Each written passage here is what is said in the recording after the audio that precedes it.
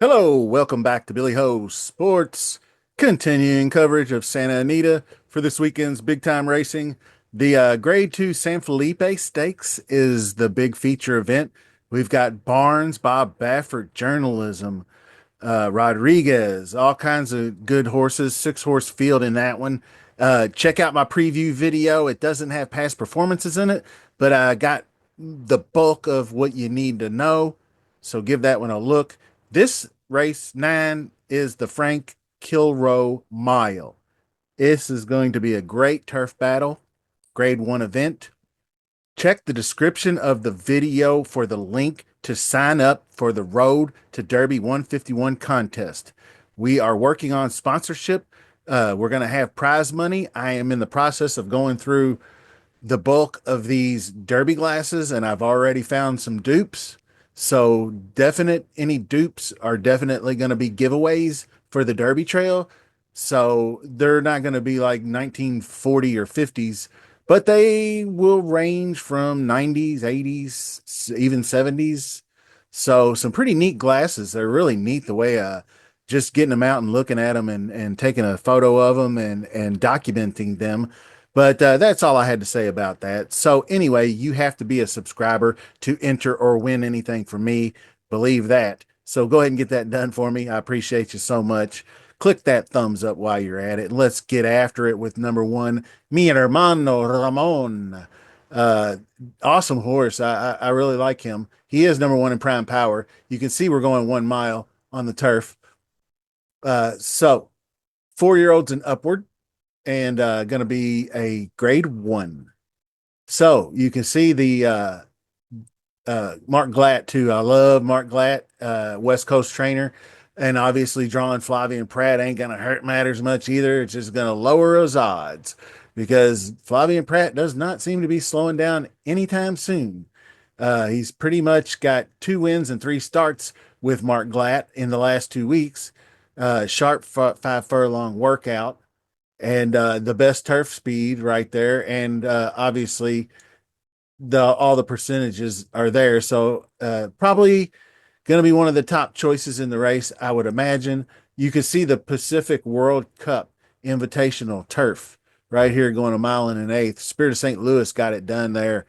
But he finished a solid 4th in that race. And then actually the one of the best turf horses out there, Johannes, in the 1.125 miles San Gabriel, he actually was gaining down the stretch on him, had to angle out, and was ultimately out kicked by Johannes there. I actually was thinking of a different race or different horse too. So, but you'll recognize that when I get to it. I promise you. So, moving on, Air Force Red. Some pretty good success here. Good experience on the turf at Santa Anita, uh, going sprint distances, but the last one did go 8 furlongs in the Thunder Road, which he set the pace and then gave it up to El Potente, who is coming up next for our. But he is eligible to improve, 3rd off the layoff. The 20% trainer Leonard Powell's no joke. Juan Hernandez is one of the winningest jockeys at Santa Anita, no matter what the surface he's riding on. So everything sets up pretty well for Air Force Red to be competitive in this race. So keep an eye on the odds and what people are saying. I don't know that I'm going to get to him on my exotics, but he's there. And like I said, El Potente, that's Dan Blacker, Hector Barrios, another solid combination. Uh, Won the last race. He won this Thunder Road, and he put all the pressure on Air Force Red and then took him down the stretch. And the previous one was an optional claimer, kind of did similar things there. And then he tried to wire him for 100K here and then got clipped by Zio Joe, who's in this race. And you can see Mi Hermano Ramon there finished ahead of him in the lure. So still a formidable, speaking of formidable, he is a formidable horse, but so is Formidable Man. Number four is Mike McCarthy's 4-year old. Had Umberto Rispoli, another high percentage jockey. Got some good jocks in this race. So, several wire to wire wins. Distance specialist, in my opinion. The mile and an eighth trip here, he just flat quit and then lived to fight another day. Smart move by Rispoli. Hollywood Derby winner, Grade 2 Del Mar Derby winner, going a mile and an eighth, then won the Oceanside at this distance. So he had three straight coming into that. So it was just coming off the layoff. They didn't want to. I mean, that pace was just a little too hot that he set there. So formidable man. I expect a much better effort in this one, as I will Neat, because Neat finished seventh in that massive Bryan Station pace. I mean, you're going a mile, but you run a 22:44 opening quarter half. Brilliant birdie. Just getting it done in a big way. Hershey, that was a really good race. I believe I covered that race. I can't say for sure, but inside failed to split the rivals. Just really, I'll draw a line through that when I give him a break, because he was really good to me down here. I hit this Laginos Neat combo, deterministic too. So not great odds, but he was a nice little money maker for me during the summertime last year. So I will owe him a little bit of allegiance, but I'm not going to be sucked into taking him just because I've won money off of him before. Us horse players try not to do that, but we do have our bias.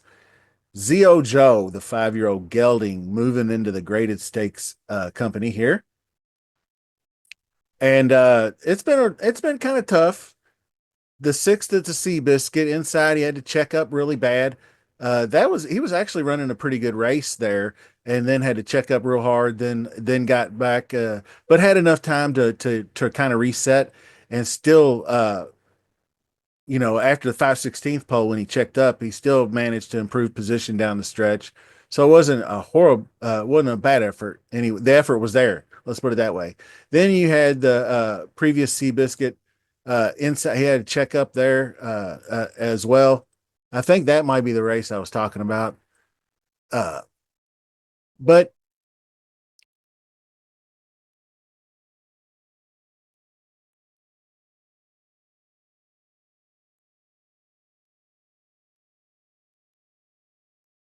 number seven, Almendares, second.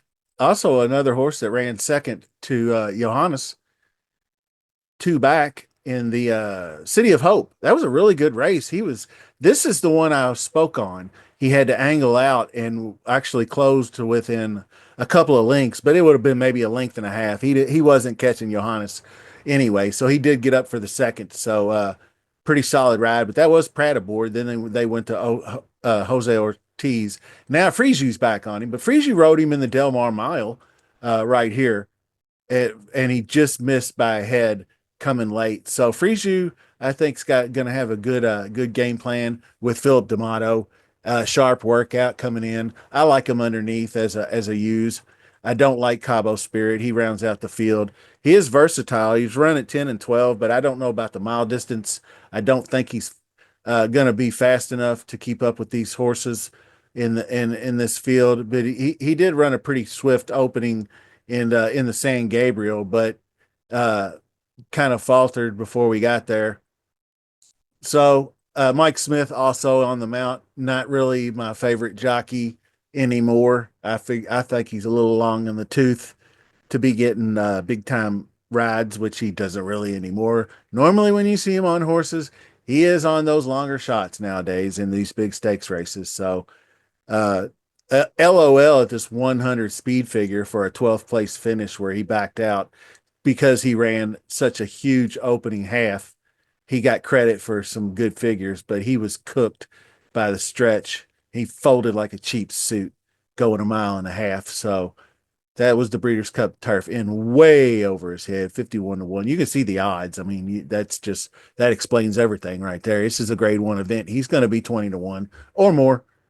So, selections number one, mi hermano Ramon. has the chops to get it done. I like with Pratt aboard. He had some traffic issues in that Pacific World Cup or Pegasus World Cup. Number one in prime power, so he's my top choice. Then I am going to go, I believe, Almendares, maybe above El Potente. Usually I pick that winner, and then I have four horses, and they're all underneath uses, and they're all interchangeable. So Almendares, El Potente, Neat, all three of those underneath are going to be uses for me. So it's going to be all good there. That's all I have for you today. Stay engaged and check out the Google sign up sheet. I want to see more than just one response, me testing it. I need to know that we're going to be getting enough people in here to necessitate, like, I don't know, a few $100s in prizes. So let's get it done. Till next time, we're going to see you soon.